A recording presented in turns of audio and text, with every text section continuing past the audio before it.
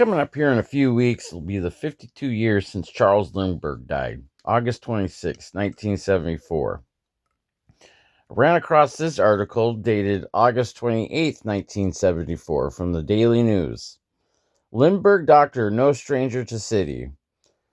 Dr. Milton Howell, longtime friend and doctor of flyer Charles A. Lindbergh, who died Monday in Hawaii, is no stranger to Port Angeles.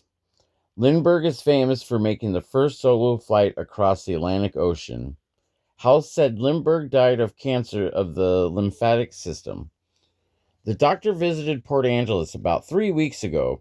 He and his wife are friends with Mrs. Benjamin Phillips, wife of the late founder of the First National Bank in Port Angeles. The Phillipses became acquainted with the doctor during their visit to Hana, Hawaii, where Howell was the only doctor in the area where Lindbergh was buried. Dr. Howell has operated a medical service for 12 years, connecting the remote areas of Hawaii with the more populated areas, Mrs. Phillips said. He treated Phillips for viral pneumonia in January 1973, when the Phillipses were staying at the hotel in Hana, Mrs. Phillips continued. She said her husband would have died then and there if not for Dr. Howell. The Phillipses met the doctor in Hana through his medical service, and he became a friend, she said. Howell and Lindbergh were two of the people instrumental in establishing Kipahula National Park in Hana, Mrs. Phillips said. The Hawaiian town only has about 800 residents. It's one big working cattle ranch, she said, quiet with no sidewalks. Following the Howell's visit to Port Angeles, they went on a cruise with Mrs. Phillips.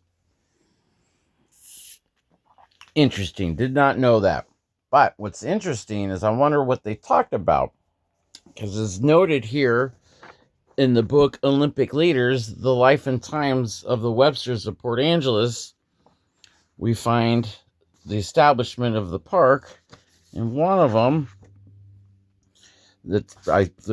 from December of 1934, as recorded in the handwriting of Arthur Vollmer, secretary of the Mount Olympus National Park Association, the following people attended the association's first meeting. I'm not going to sit and read all the names, but a few that I did see was V. Samuelson, Vern Samuelson.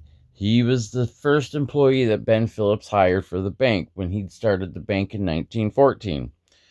There's also the trailhead at the bottom of Pine Street Extension. That's the Vern Samuelson Trail. He was one person there. Ben Phillips was there. We've got the Webster families, who were the ones who started the newspaper in KONP.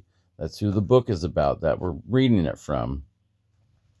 Let's see, who else did we see in there? We also saw Thomas Aldwell. He brought power to Port Angeles. He built the dam. I wouldn't say it was his money that did it, but he was a big proponent in getting it there. The lower dam, that's why it was called Lake Aldwell. And then we also see Chris Morganroth, who did a lot with the the Forest Service, then with the park. There's Morganroth Lake at the Seven Basins Lake, I believe, named after him. So those people were there in support of the park. And then we also notice, as we go a little further along, the chamber advocates a greater park funding. There again, I'm not going to read the whole article there, but it's talking about how the national parks in 1941, the appropriation for all national parks totaled $10 million. Yellowstone received $461,000, Yosemite $340,000, and Glacier received $205,000, while Olympic was only allotted $55,000. And it reads here, 1946, Charles Webster and Benjamin Phillips, both of the Chamber's National Park Committee, used the formal dedication of Olympic National Park to make an appeal to national officials gathered in town for the occasion. At the luncheon preceding the ceremony, the local men spoke to dignitaries, stressing the limitations of the current annual appropriations of $500,000 to $60,000, or $50,000 to $60,000. Which had to cover administration, maintenance, and protection in a park of 856,000 acres. They also urged immediate appropriations for priority items, connecting the existing Hurricane and Deer Park roads, construction of the 10.6 miles of new road from Heart of the Hills to the Ridge, and improving the Olympic Hot Springs and Salduck Hot Springs Road. One could not help but notice the dichotomy of the Chamber of Commerce fighting passionately to enhance the park, while at the same time fighting to reduce it.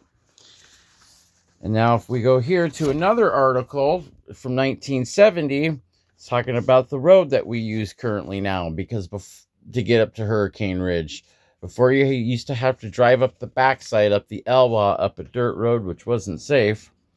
And now we have our current road, which gets us there. A small snippet in the article says, later, when the National Park Service proposed building a modern highway in exchange for the state-procured right-of-way, we remember Ben Phillips' logical and moving speech made at a Chamber of Commerce meeting advocating this proposal. The chamber was strangely silent. So it makes me wonder if that's possibly why they became good friends, is because Dr. Howell was one of the instrumentals in getting the national park there in Hawaii in Hana. So there's a couple degrees of separation, but little facts for fun.